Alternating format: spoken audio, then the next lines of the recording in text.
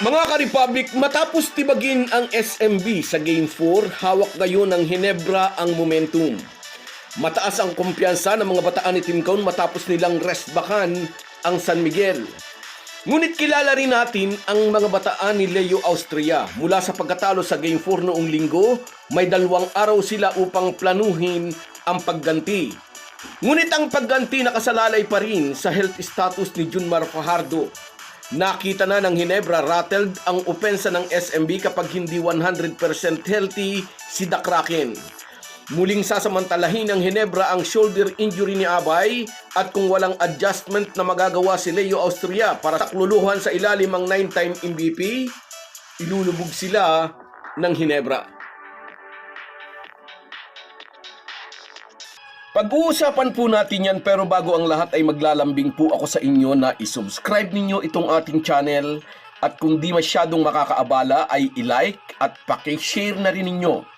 Malaking bagay po yan sa aming mga vlogger. Maraming salamat. Mga ka-Republic, may blueprint ng susundan ng Hinebra upang muling pataubin ang San Miguel sa Game 5. Atakihin si Junmar Fajardo na pinahihirapan na ng shoulder injury. Gaya ng sinabi natin bago ang Game 4, kapag walang pagbabago ang kondisyon ng shoulder injury ni Abay, ito ang butas na muling aatakihin ng mga mag-aalak. Naging malaking tulong pa rin si Junmar Fajardo sa pagkuha ng rebound. May 20 boards siya sa Game 4. Ngunit 9 na puntos lang ang kanyang na-contribute. Dito tumagilid ang opensa ng SMB dahil maliit na ang threat ni Abay sa ilalim. Nakapag-concentrate ang Hinebra defense sa mga perimeter shooters ng SMB. Bukas sa Game 5, asahan na muling ipo-front defense ulit ng Hinebra si Junmar Fajardo. Pipilitan nilang mga lob pass ang ibigay dito ng mga kakampi dahil alam nilang kumikirot ang balikat nito kapag itinataas ang mga kamay. At kung iyon pa rin ang kondisyon ng injury ni The Kraken, hindi na ito maitatago ni Coach Leo Austria kaya mapipilitan siyang bigyan ng minuto si GM Calma o mas mahabang playing time si Namutaw Tua at Rodney Brundial. Dahil nasa Hinebra ang momentum, sa ating tingin, mas didiin ang depensa ni Jericho Cruz at Chris Ross sa mga guard ni Team Cone. Mas kakatawanin ng mga ito si Arja Barrientos kahit si Scottie Thompson upang hindi na ito maulit ang triple 30 double-double. Ang SMB ay pinatay sa Game 4 ng tambalan ni Scottie at RJ. Dahil parihong mabilis at pariho ring may tira sa labas, kapag pinagsasabay ni Team Cone ng dalawa, di malaman ng SMB kung sino ang tututukan ng depensa.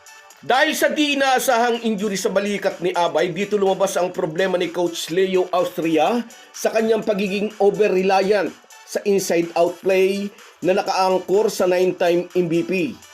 Kapag nakasil-in si Junmar, maghihintay ito ng entry pass. Pag dinouble team, kick-out pass. At dahil may injury nga ito sa balikat, medyo mabagal itong maitaas ang bola. Alin sa dalawa, kick-out pass talaga ang first option or else mai-strip dito ang bola. Kung muling malilimita sa mas mababa sa 10 ang puntos ni Abay, tagilid na naman ang SMB.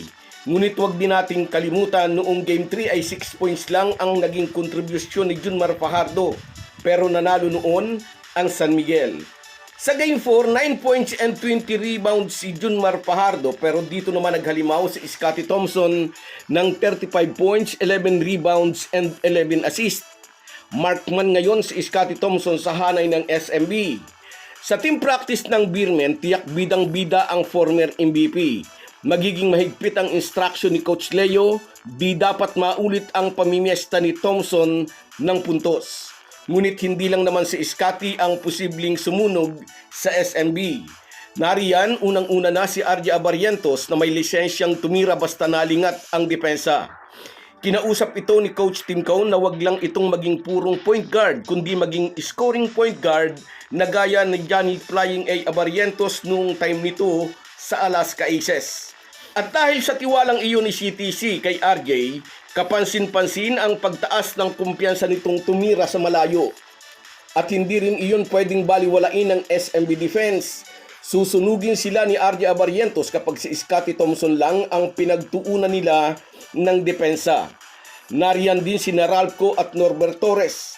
Kapag kumonekta ang tres ng mga ito, tiyak masisira ang kamada ng SMB. At ang Jimmy Butler ng Ginebra, si Jason David. Si Timko na rin mismo ang nagsabi sa klase ng larong ipinapakita ni Jason, sa tingin daw niya ay ito ang Jimmy Butler ng kanilang kupunan. Virtual best of 3 na lang ang mga natitirang laro sa pagitan ng Ginebra at SMB. At ang mananalo sa Game 5 bukas ay magkakaroon ng twice to beat advantage. So guys, yan lang muna. Hanggang sa muli. Kahit gaano po tayo kabisi ay huwag po nating kalimutan ang ating buhay espiritual. Lagi po tayong magpasalamat sa bawat araw na dagdag sa ating buhay. Malaki po ang maitutulong ng pananalangin araw-araw. Isang paalala po mula sa inyong Halo Halo Sports Republic.